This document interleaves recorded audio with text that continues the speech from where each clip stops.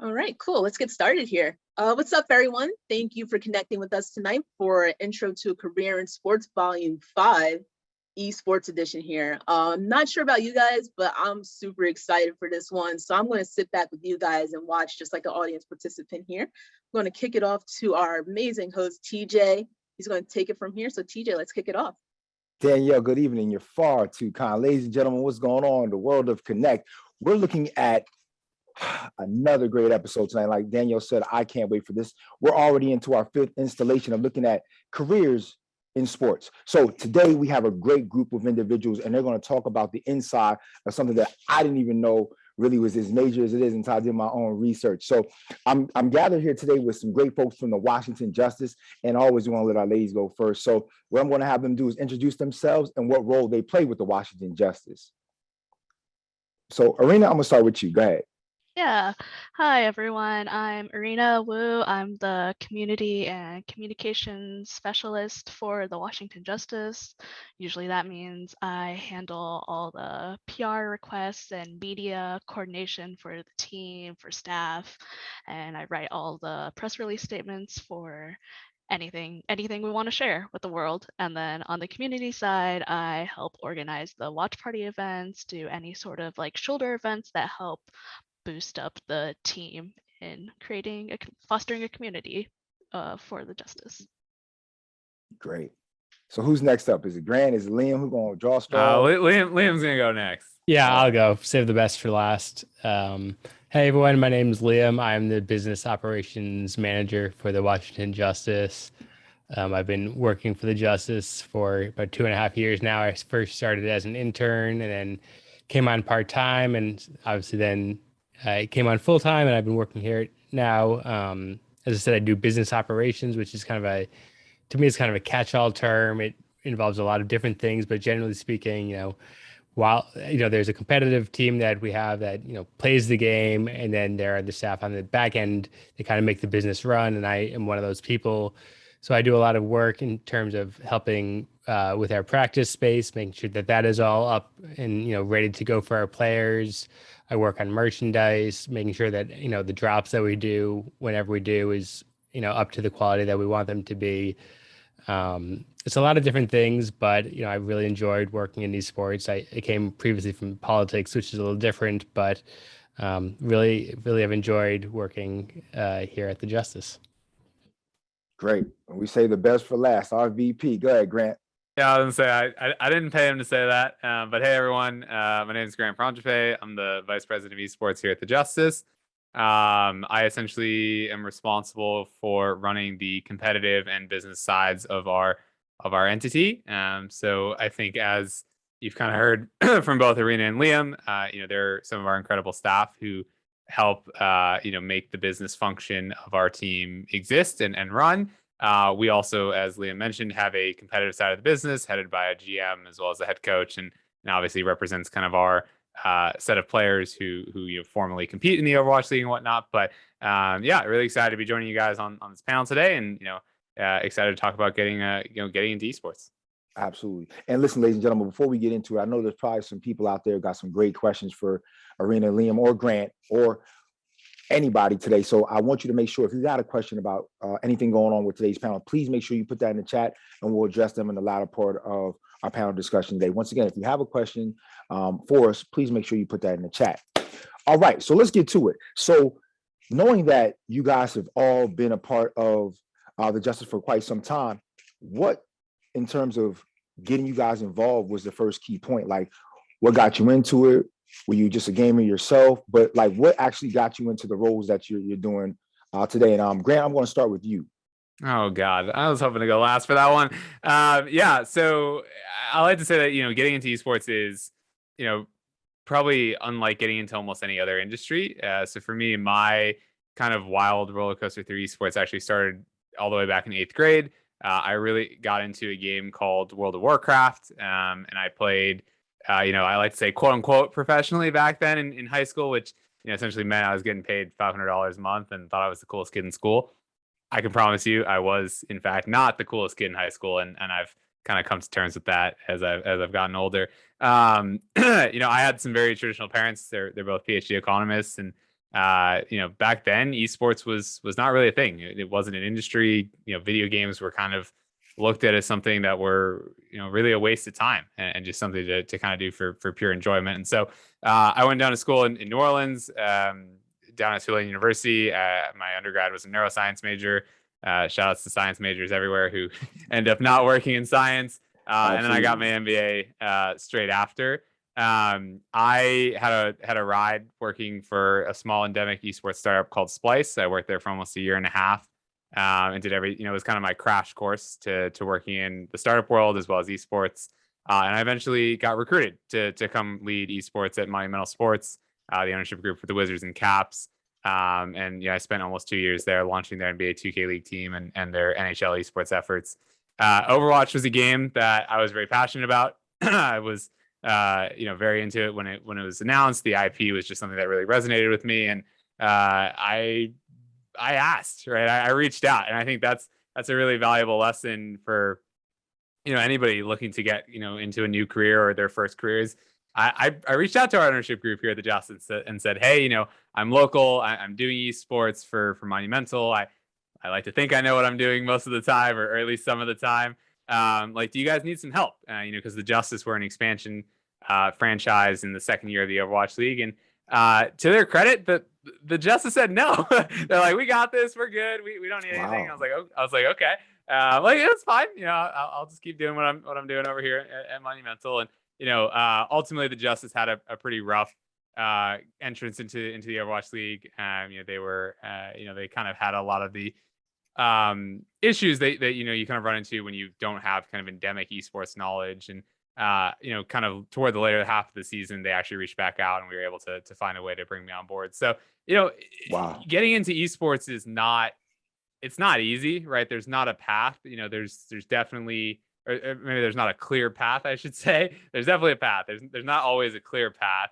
And nowadays there's a lot of universities and schools who are doing some really great work to kind of make it an easier path than the one that I kind of twisted and turned my way through. But it's an adventure. That's for sure. Cool. So, Arena, again, you involved. Were you doing communications and strategies prior to that, or was that just a whole new endeavor for you in terms of esports as well? What was your pathway into it? Yeah, so it was definitely not what I did in school, and Okay. it was just something I did at first voluntarily. So I got into esports when I went to university in Seattle, which is the big hub for the Dota major. I saw everyone on the bus, and I was like, Okay.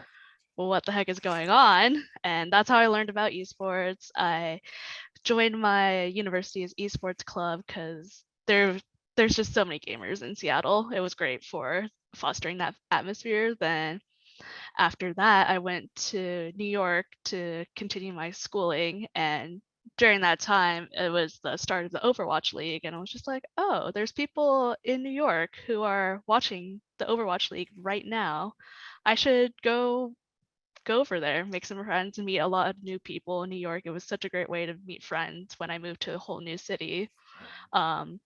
And since I was just a student, I was just like, yeah, I have time. I can help run events. I can always be there for the community. And that's how I started getting involved with our local sort of fan club. And then our fan club eventually started working with the New York Excelsior. And then from there, Grant heard about me, and here I am now. Great. Cool. So, Liam, your story, my friend, because you do business operations, and we know how this thing's evolved into big business. So what brought you on board? What brought you into the world of e-gaming?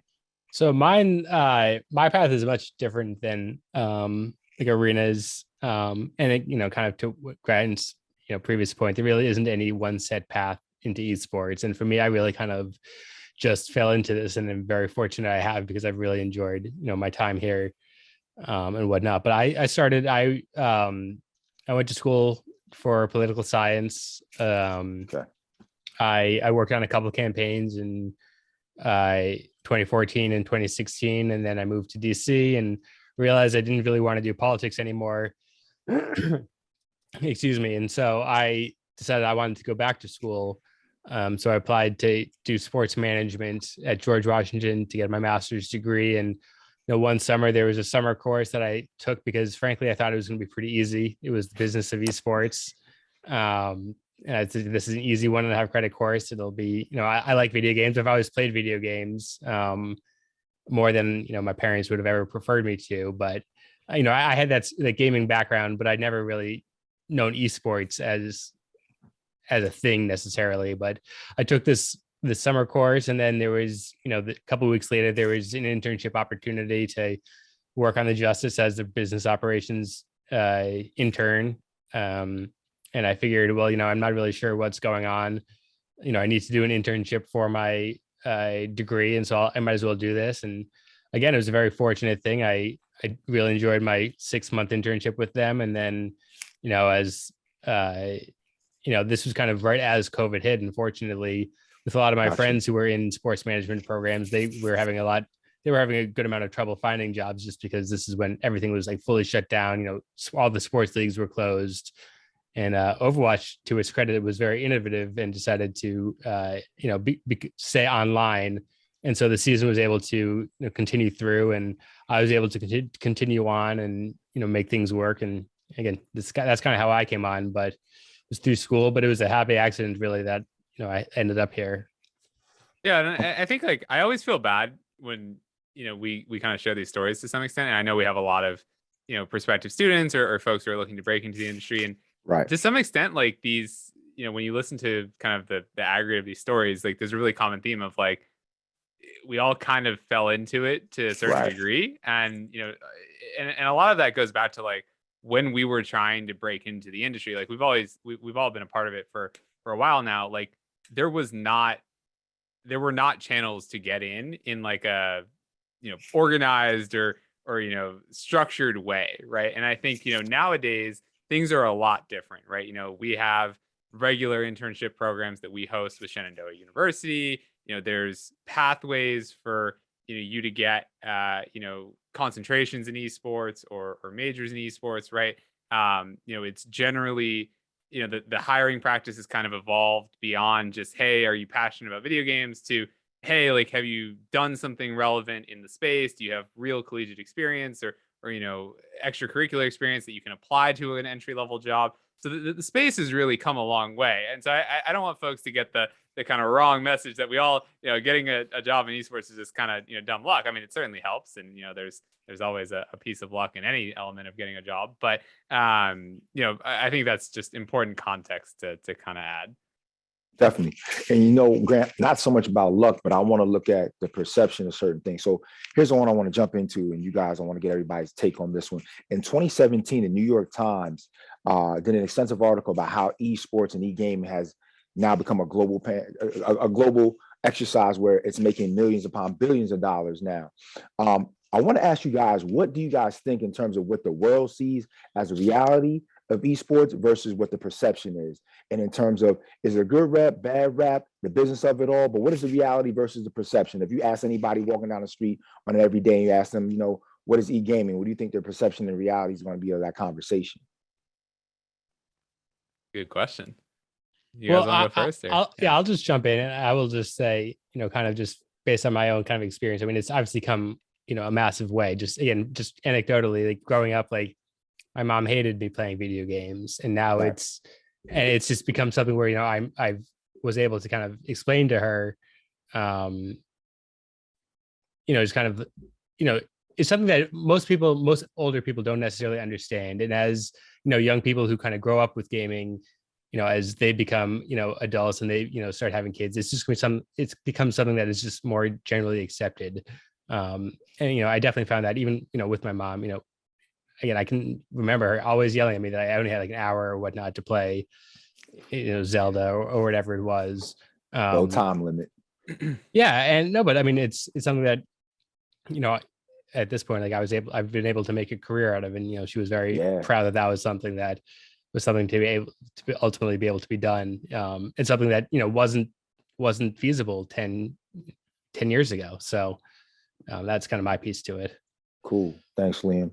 Yeah, I think it's, when you see articles or press, I think the entire space gets oversimplified to a certain extent, right? And in particular, gaming and esports get combined far too often, right? There is the gaming industry as a whole, which is, Activision and Riot and the actual publishers who create the IP, and they have different objectives, right? They want to sell millions of copies of their games. They want to sell, millions of dollars worth of Fortnite skins and and little characters or whatnot, right? Like that is an industry in and of itself, which arguably esports was born out of, right? But for the esports industry, right, the competitive sport for those games, the reality is not always as kind of sunshine and rainbows, right? For us, a lot of our teams are young startups, right? We are trying to figure out how to make a business out of monetizing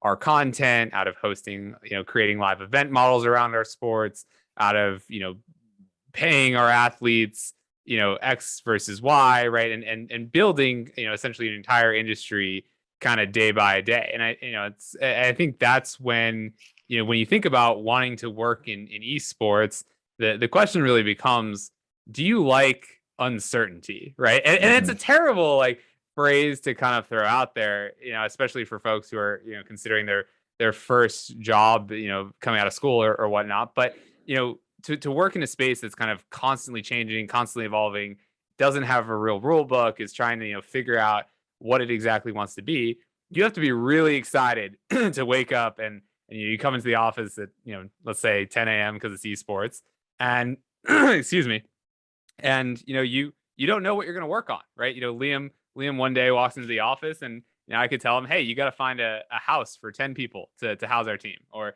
hey, Liam, we're working on registering trademarks for our team, right? Like there are things where, if you're excited by the prospect of, kind of coming into that environment, being met with, kind of challenges that you didn't expect, or, being a maybe problem don't solver. have the structure of like a normal, 9 to 5. I always pick on accounting and I feel bad, but like there are certain professions out there where like you kind of have a little bit more structure to your day to day. And, esports just really isn't an industry that has that yet. And so I think, having that desire and excitement about uncertainty is really important for, kind of wanting to get into the industry and kind of being excited about it. Definitely. Alrighty, your turn.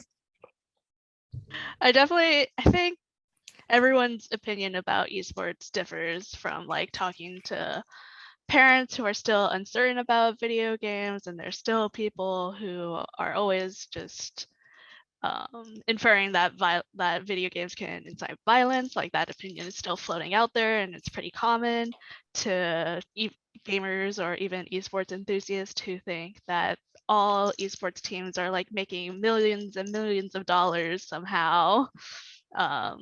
It's such a wide variety of perspectives of how people perceive esports, and it's definitely, you don't know what it's like until you're working in it. And then even on that level, it's just like what you're handed with your team, because each team is different in how they're run and how they're owned. And it's such a different world from definitely what is published, of being like, oh, I don't know, FaZe got $1 million or something like that. And it's just so different from how I would say maybe the majority of how esports teams are like. Definitely. Yeah. So we all wish sometimes, I think it was a lot, if it was as easy as what people wrote about esports, sometimes I think we'd all, Liam would probably be retired on an island by now. Wow.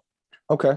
So let me do this real quick. Ladies and gentlemen, welcome to Jumping In with the Connect today. Another great edition of talking about sports careers. And we're talking about esports and e-gaming with a great group of individuals from the Washington Justice. I got my guy, Grant, Liam, and Arena here. And guys, listen, I got a quick question for you, another one.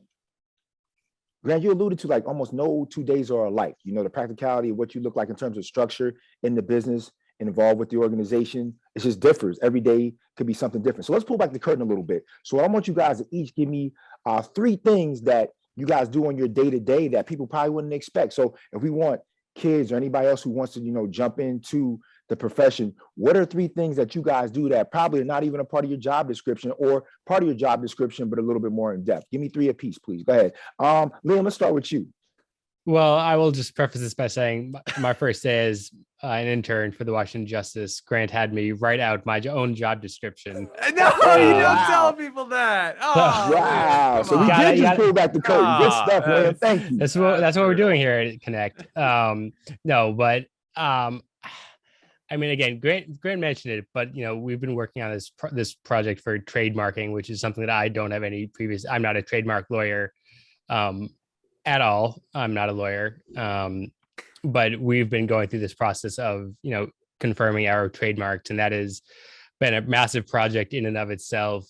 That again, you can't really necessarily be prepared for in any way. You really just need to kind of embrace it and learn as much as you can about this, in this case trademarks and what is required to appease the trademark offices. Another thing I would say is selling furniture. That's not in my job description, but a couple last year we had all of our players were in a part. Exactly, this is what I'm talking about. We had all of our player apartments. We were moving them from previously unfurnished apartments into new apartments that were furnished, and we had to sell all of their furniture that we had bought for them. And so I had this massive spreadsheet, and this is it was a year and a half ago, but I had this massive spreadsheet, and I was contacting all these people, and I was putting all this stuff on Facebook Marketplace. And again, I mean, to be honest, it's a You learning crushed experience. it for what it's worth. Yeah, I not to pat my own back, but I did pretty well. I learned how to sell mass bulk items, so that's great. I can put that on my resume. So that would be a second thing. And third thing I would say is just learning how to chase the league for random things that we need. I would guess that is part of my job description, to be honest. I don't have a third thing necessarily off the top of my head, but come back to me at the end, and merchandising, I suppose. Inspiring our merchandising, our design team to come up with merchandise designs is, I'm not particularly creative myself, but it's something that I've learned to do more so recently. Okay. So that's part of my I thought you were gonna say like merchandising, like logistics, just shipping. logistics as well. I don't know. I don't know. Too many things. No, you're good, Liam. We appreciate you. So, Arena, you jumped in. You helped him out. So, what are your three? Let's hear from you now. My first project at the Justice was also that trademarking Okay. thing. It's been so ongoing, Been and an I still ongoing don't project, know what's happening. Cool. But once that's finally done, it'll be great. Ever since I started here. Other than that, I think the most out there task I was given was I had to be on the streets handing out flyering Okay. in the cold in front of the the Nats stadium, and then they're like, you can't be here. I'm like, well, I don't know any of the regulations for this. So it was flyering there, flyering at the Union Station, which apparently is also not allowed, and then just finding a lot of billboards in the DC area to put our flyers up on. Okay. Yep. Good stuff. I don't Grant, know my if Grant guy. has an anecdote on that or not. All right, yeah. I'm sure he does. I need to share something before this turns into a full roast of Justice operating practices.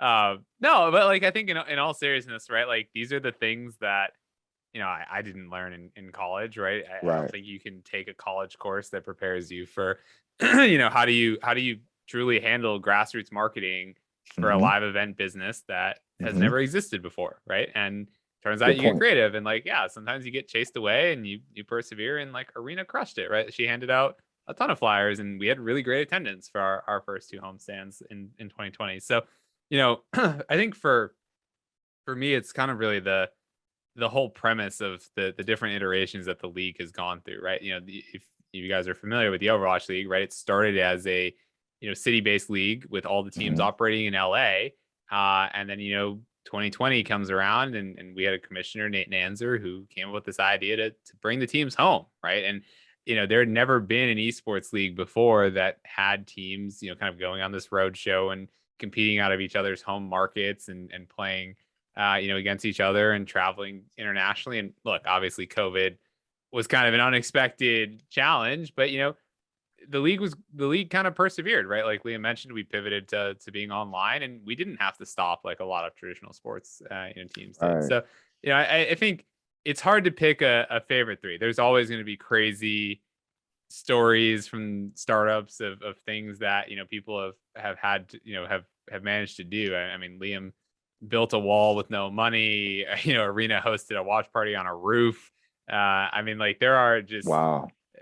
it goes to the very kind of premise of what working in esports is like. And it's not to say that it's kind of a complete wild west unstructured free for all or whatnot. It's truly it is a startup, right? And I think to go back to your question about perception, these are the types of problems that you need to have great employees and great staff to overcome. And obviously, thankfully, I have some great folks here. Great. Let's jump in because we have some time left, and I don't want to be remiss about any of our questions from some of our guests tuning in today. So let's jump to the first question by Jeff White. He says, I'm starting an esports club at my high school. What are some of the things I should concentrate on in teaching them next level competition? Great question. Marina? Can we know if Jeff's like a teacher or a counselor or one of the more like senior students at the school?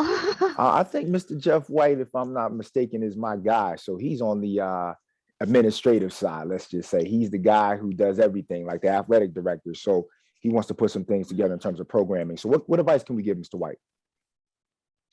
Athletic director. Cool. Yeah. Yeah, I mean, I can start, and then Arena, you can fill in. But I think like, starting a program at any level of an educational institution is an exercise in trying to figure out what exactly you want, right? Mhm. There are collegiate programs that are purely on the academic side, right, where they focus on offering an esports major or a concentration. There are other universities and colleges which are purely focused on the competitive side, right? And they view esports as a recruitment tool. They offer varsity scholarships, and esports lives under the athletic department of those institutions. At the collegiate level, folks are still trying to figure out what exactly they want esports to be, right? Do they want it to be a club? Do they want it to be a sport? Do they want it to have academics? Do they not want it to have academics? So, I think our general takeaway, and again, recognizing that we operate at the professional scene, is, do things that are one, affordable in scale, and allow you to kind of pivot quickly, right? So pick a game that your students are passionate about, that they've kind of expressed interest in, that's family friendly, right? So maybe Rocket League or League of Legends. Find one that has good publisher support. Kind of make a decision on if you want to partner with a Play Versus or kind of another high school operator. I think VESA is one, EFG is another, right? You kind of need to go through this matrix exercise of what do you want the program to achieve? What do you want to get out of it? Who are the partners that you want to have as, kind of be involved in it? And then ultimately, is it something that students support, right? Because they have interest in it. So unfortunately, not a super simple, quick to answer question, but generally some of the things that we kind of suggest people think about at the academic level. Great. Let's jump into another question because they're starting to roll in from everybody. We want to make sure we have time for questions. Grant, you mentioned that day-to-day is never the same. Other duties as assigned, if you will. So the question is, for all of you, what is a favorite part of your role since it can vary so much? What do you enjoy?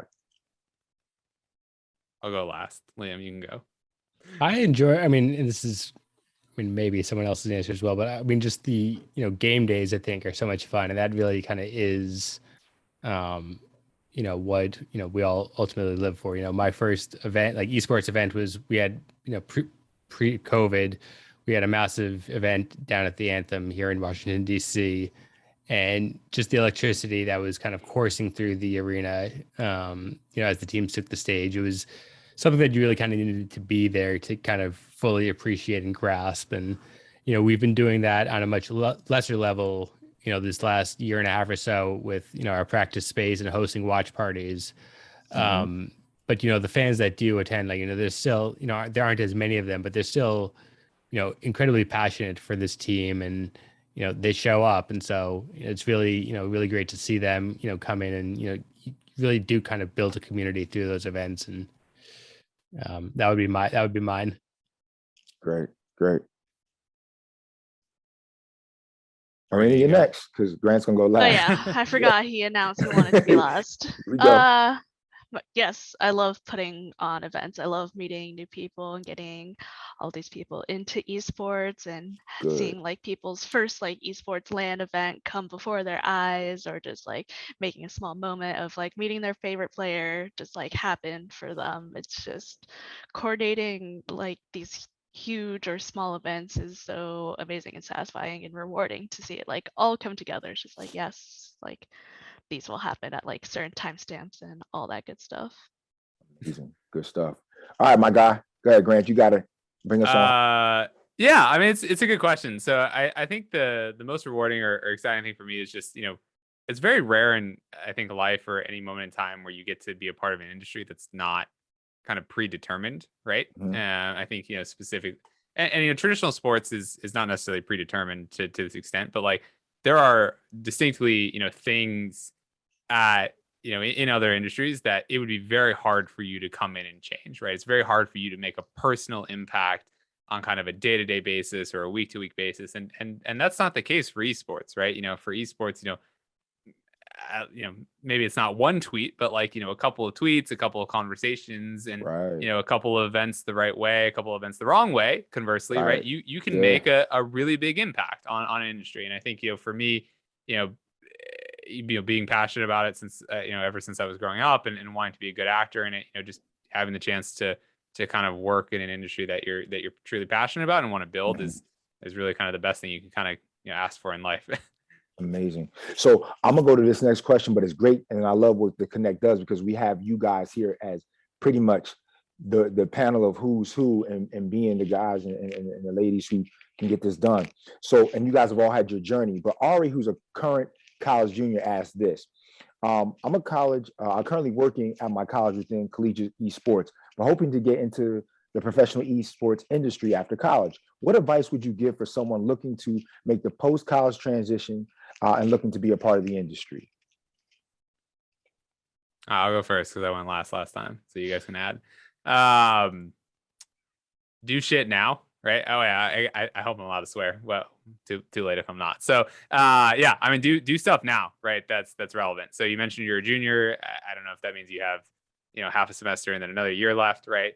But get involved now and find ways to get real experience before you start applying, right? I think for us when we look for employees or for hiring folks, right? Like the conversation has shifted beyond just, hey, are you passionate about Overwatch? Do you like playing video games? To, okay, let's say you're applying for a marketing role. Like, did you help drive meaningful growth of your your school's esports team? Have you done a marketing project in a class that worked with a local esports startup or a local esports team or whatnot? Just finding ways to show that your skills that you're kind of getting through your education can be applied quickly to the first role that you're going to have out of college is really valuable when you start having those conversations. And shamelessly, the second part is like use the fact that you're a student, right? Like I like to say that there's nothing more powerful than being a student. You have a .edu address and a lot of extra time, right? Like I know how much extra time I had in college, and I definitely didn't use it. I spent it playing League of Legends, and I need to live with the consequences of that. But like, ping people, reach out to people, right? Like people want and do it in a polite, meaningful, and respectful way. But like generally, people in esports want to help, and if you kind of reach out to people the right way, that'll kind of really get your foot in the door, as you're kind of looking for that first role post graduation. Thank you, Grant. Good stuff. Marina, Liam, go ahead, tag in. Yeah, just like following on like what Grant said, use your .edu email when you're like cold emailing people to be just like, oh, I have a few questions for class to ask you about your job and the industry and stuff like that, and you make connections that way. Don't be afraid to cold email people being like, hey, if there's any opportunities, Absolutely. attach your resume and your work portfolio along with them. Make it as easy as possible, or like create your own role, like being like, oh, I see that you're missing these, or I have done this for other teams before and I can do it for you. Like, you just want to just start creating like an image of how you would work in their own organization, and it makes it easier for them to be like, yes, we actually do need someone to do that for us, and it'd be great if you could do it.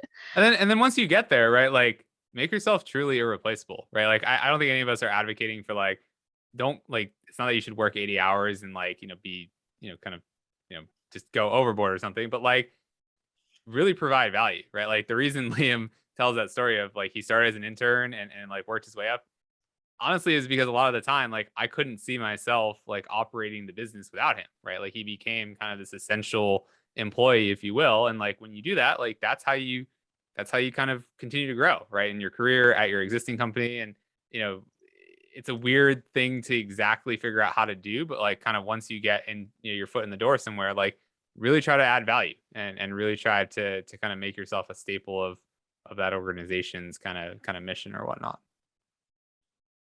Absolutely, absolutely. Liam, anything? Any parting shot? No, I mean, just, I just say to add to what Grant and Arena have said, just like don't limit yourself and like think that any, you're too good for any opportunity or any opportunity is too small. That's something that not with esports, but just in politics previously when I was looking for jobs, I'd say that, oh, this like just a smaller like level race or whatever was not as important. And then, I needed to be like that prestigious, race, or in this case, organization. Just, you can prove your worth, on any level of, esport, whether it be a premier, S tier, or, a lower level college organization. It's just about putting your heart into it and just showing what you're capable of, and people will see that. Definitely, definitely. Thank you guys for that. We're going to wrap up with one question, or one final question that's coming from Mr. J. And this is something that I actually was taking a online course on myself that I was working on even today, earlier, prior to the panel. But Mr. J's question is, as NFTs in the metaverse world is becoming more popular, how are we becoming incorporated into the esports industry? Great question. Great question. Who wants to jump on that one? Grant will.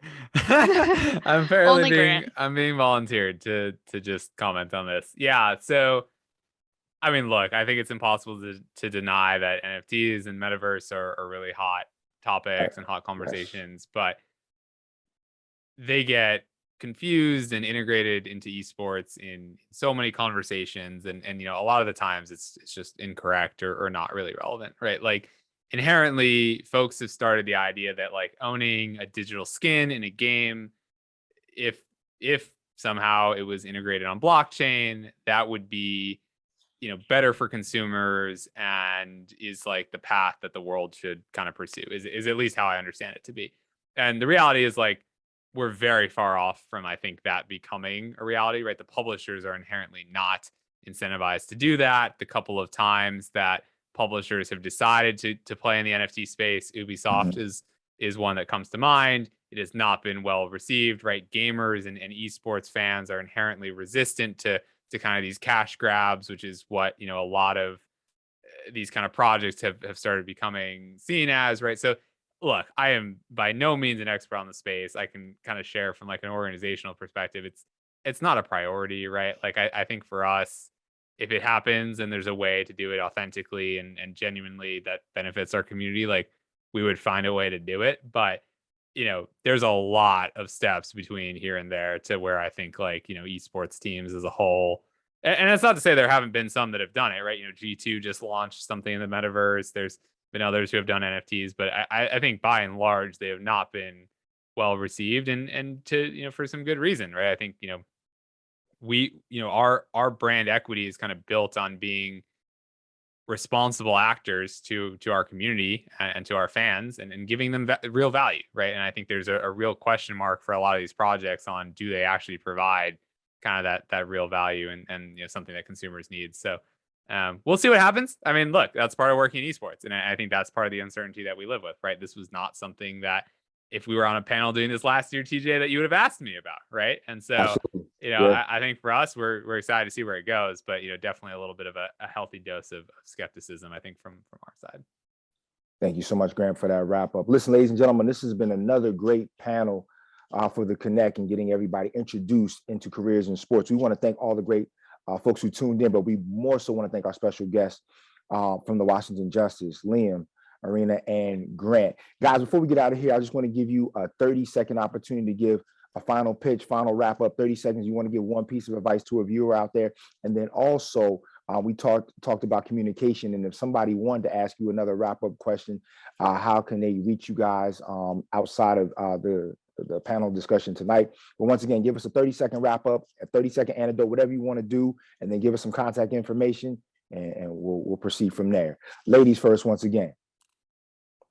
I think one of the most important things in esports is just to be persistent, be consistent, and don't get too down on yourself. Like, there's esports on every level. You don't always have to work for an org. There's always gamers everywhere, and it's really nice once you like get into your groove, find what you do best, and take it from there.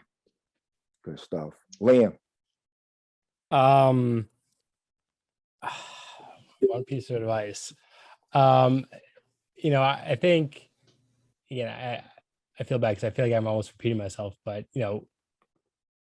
my background is not in video games. It's not in esports. It was politics. It was something completely different. And that's okay, right? Like while it's obviously very helpful and you obviously try to do as much as you can within esports, that isn't like the one path necessarily you have to go through. And everything that I worked on in politics, I've been able to apply in some way. My business operations experience in politics, I was able to apply to esports. I worked on communications, and Arena does most of our communications, but I've been able to apply what I learned in communications over to esports. And so a lot of people I don't think necessarily understand how applicable most people like real life, day-to-day things can be to esports. The biggest thing is, are you a problem solver, and are you able to work together to find a solution? And if you can do that, you can succeed in esports and really in anything. But Good stuff. Grant, bring us on home, my friend. Oh God, yeah, this is tough.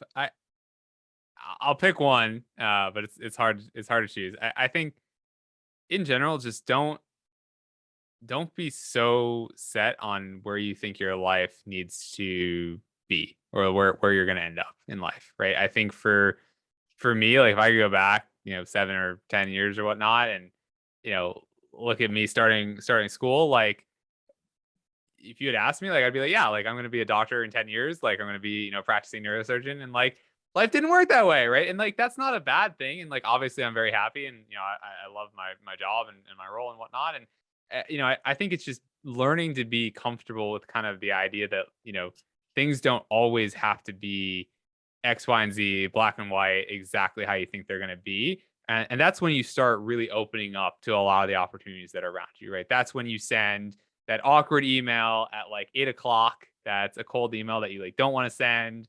That's when you go to, your first Overwatch event, even though you don't know anybody, just to meet some folks and meet some people and make some connections, right? That's when you intern for a crazy esports job that makes you write your own job description, and you don't run away, but you stay because like you're interested and you want to, figure out and see if this is something you want to do. And obviously, stick around after you realize it's kind of fun, right? So I think, if you can kind of have that perspective in life, good things will happen. And the bigger part too is just, do good work no matter where you're at, right? Liam and Arena are fabulous staff and fabulous employees, and they've, done really amazing work here. And if you do good things, people notice and kind of it follows you everywhere. But for us, we are all very active on social. Please follow us on our various social channels. The Watch Justice Twitter is generally the best way to reach us.